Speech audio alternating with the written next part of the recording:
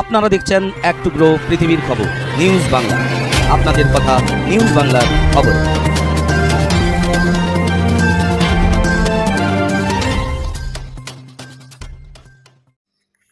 ভারতবর্ষের প্রাক্তন প্রধানমন্ত্রী মনমোহন সিং প্রয়াত হলেন। ওনার মৃত্যুর খবরে সারা দেশে এবং পৃথিবীব্যাপী শোকের ছায়া নেমে আসে। প্রাক্তন প্রধানমন্ত্রী মনমোহন সিং 1932 সালে জন্মগ্রহণ করেন এবং 2024 প্রয়াত হলেন। ওনার অর্থনৈতিকবিদ এবং অর্থনৈতিক চিন্তাধারায় ভারতবর্ষকে এক শক্তিশালী ভারতের পরিণত করেছিল।